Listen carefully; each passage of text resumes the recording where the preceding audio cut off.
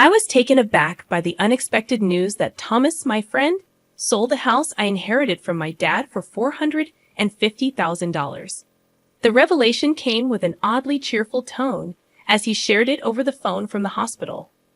To add to the surprise, he boldly announced that he's planning to embark on a trip with his mistress. The whole situation struck me as sheer madness, leaving me bewildered. I couldn't fathom why Thomas would sell the house with sentimental value and make such an announcement. The news about abandoning his family, including his daughter Elizabeth, was particularly shocking. Thomas expressed a nonchalant attitude towards leaving Elizabeth behind, stating that she had been getting on his nerves and acting high and mighty. His callous remarks about his own child enraged me. As I processed the shocking news of Thomas selling the house and abandoning his family for his mistress, a mix of anger and shock overwhelmed me. It felt like I might lose my mind. I felt a strong urge to intervene and prevent Thomas from hastily disposing of the house. My name is Lisa Johnson, a 37.5-year-old homemaker. Life with my husband Thomas and our 8-year-old daughter Elizabeth has been far from harmonious. Marital discord has been escalating for a while, with suspicions of Thomas's infidelity lingering for about a year.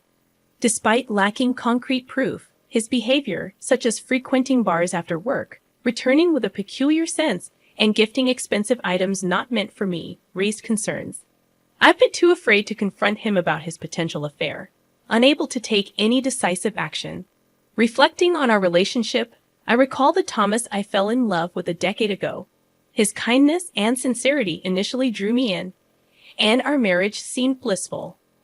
However, things took a turn for the worse around the time our daughter Elizabeth turned 1. Parenting became more challenging, and as a full-time homemaker, I sought Thomas's assistance with tasks like baths and meals.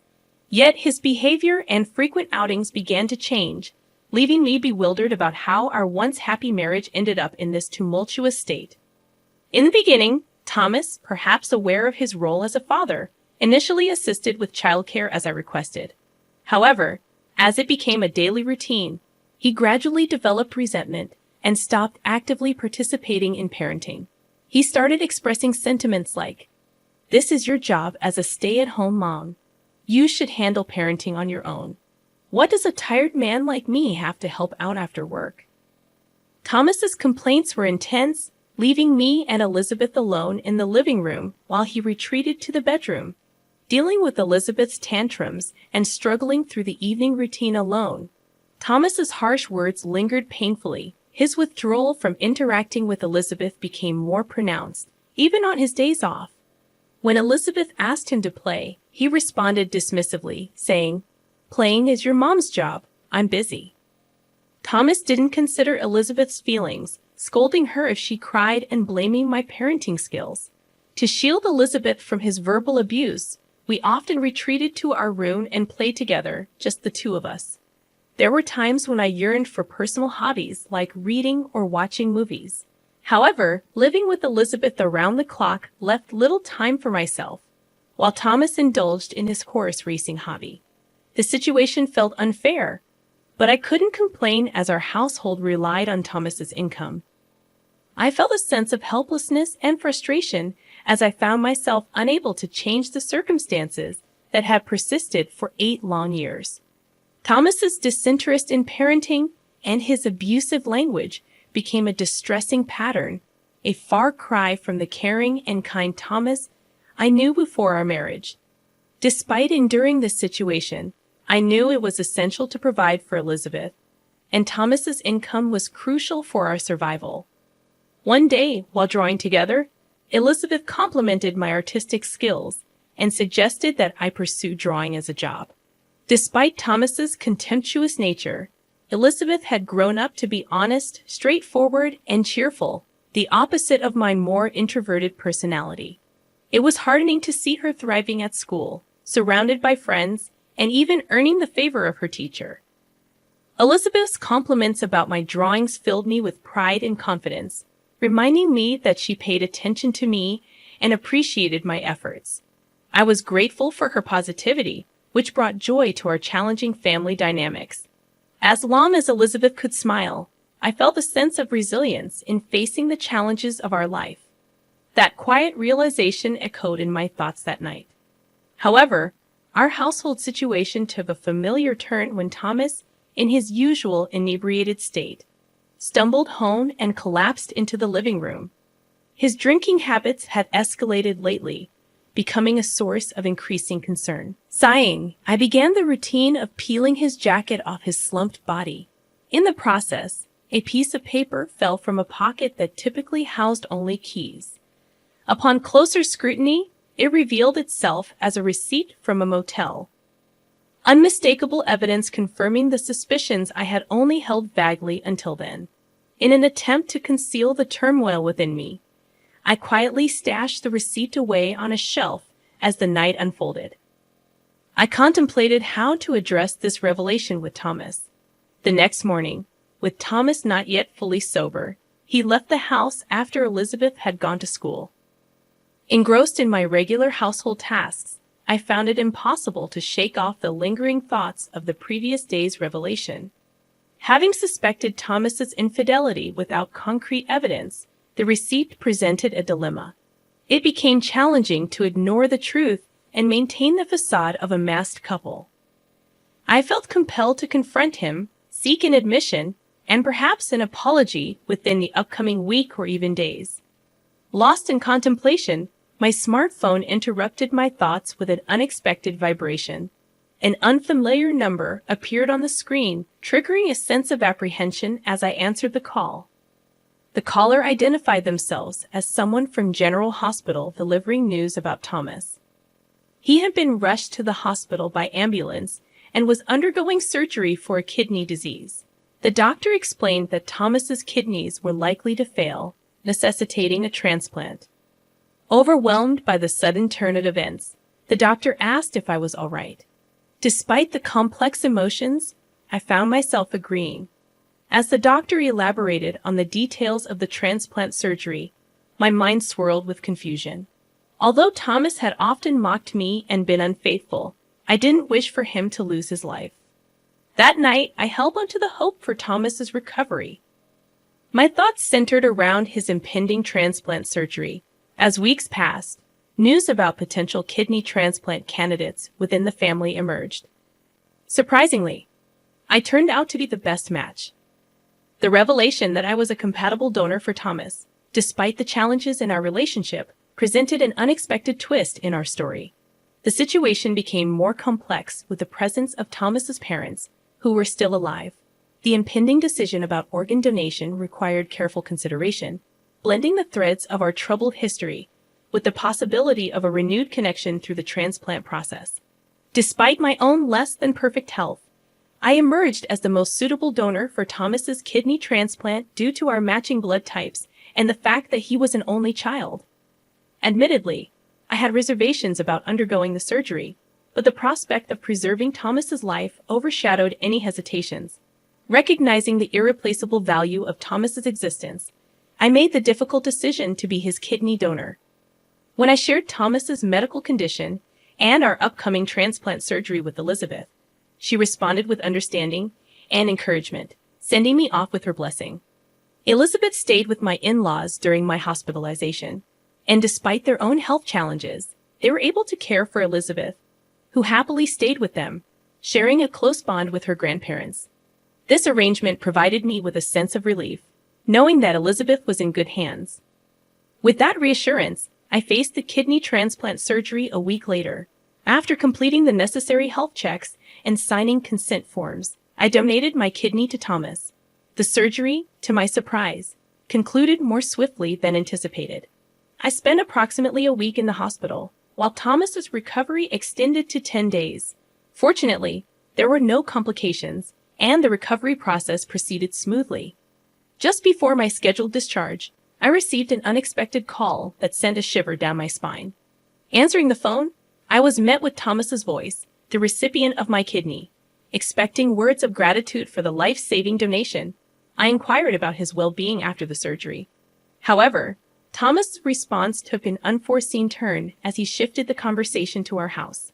In an inappropriately cheerful tone, he disclosed that he had sold our house for $450,000 and intended to embark on a trip with his mistress.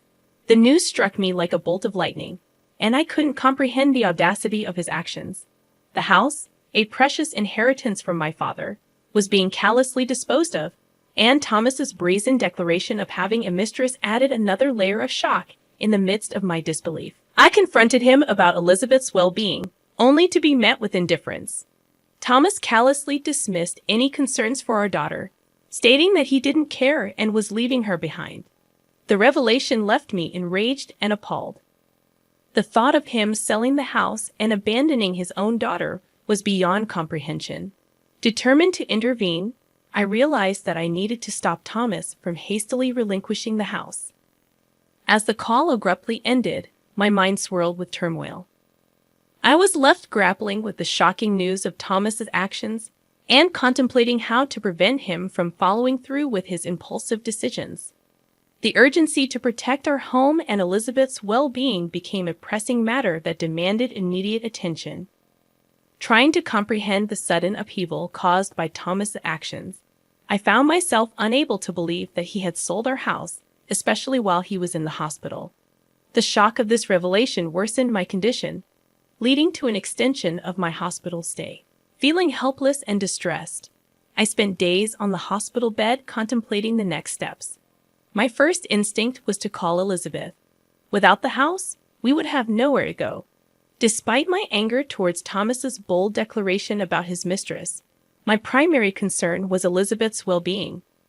Calling my in-laws home, Elizabeth answered the phone, and I anxiously questioned her about how she was doing and whether she felt lonely. I also mentioned the news about our house being sold by Dad. Elizabeth's response was unexpectedly reassuring. She calmly assured me that she had taken care of things.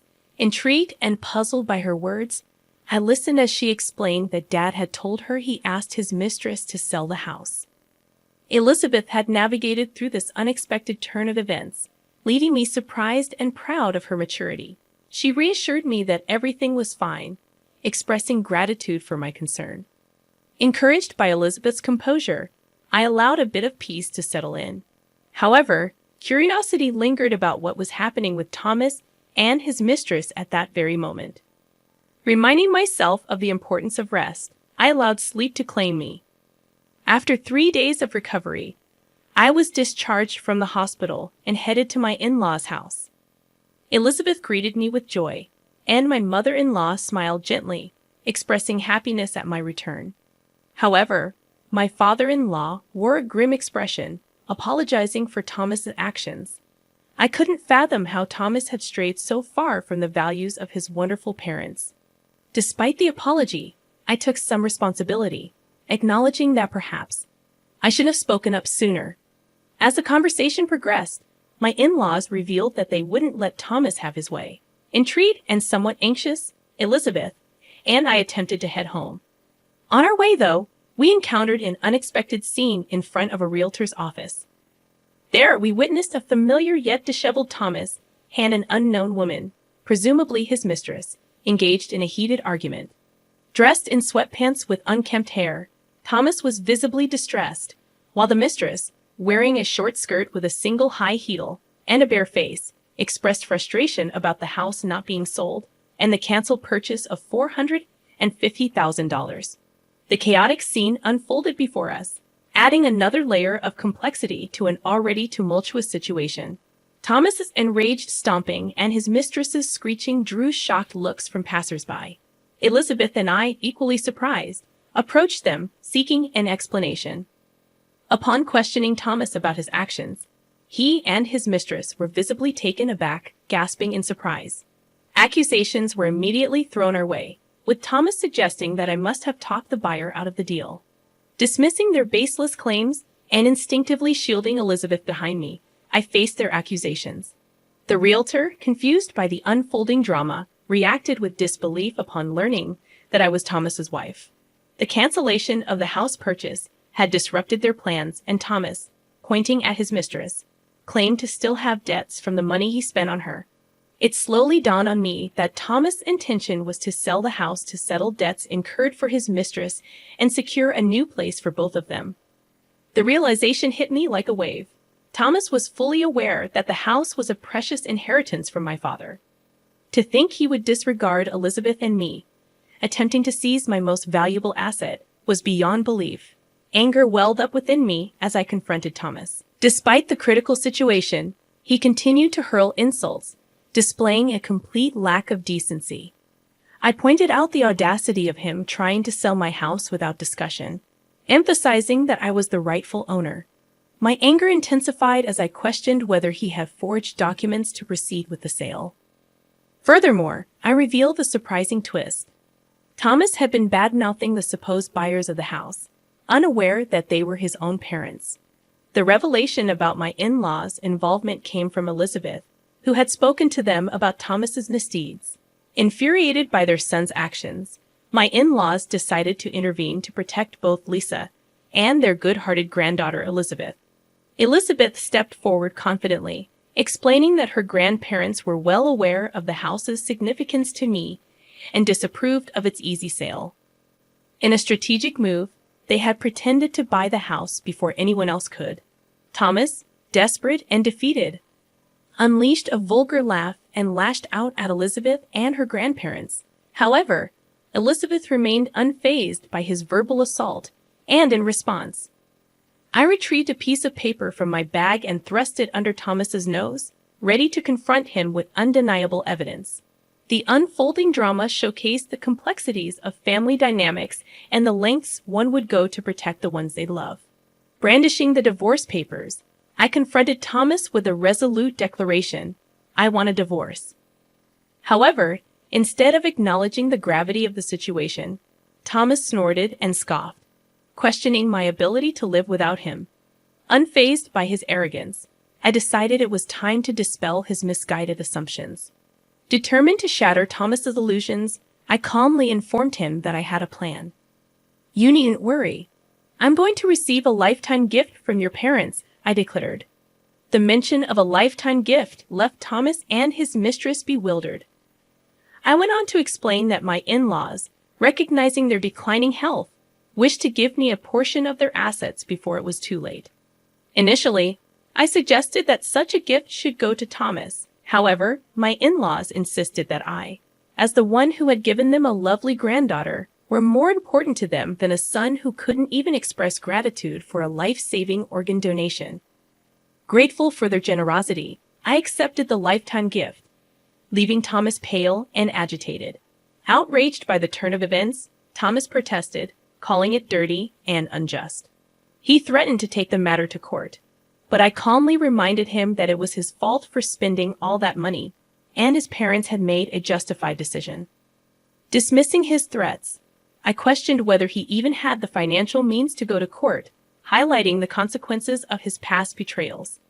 Closing the distance to Thomas and delivering the final blow, I made it clear that every penny of compensation for emotional distress and child support would be sought. Unleashing a stern warning, I stated that if he couldn't pay, I would chase him to the ends of the earth to collect.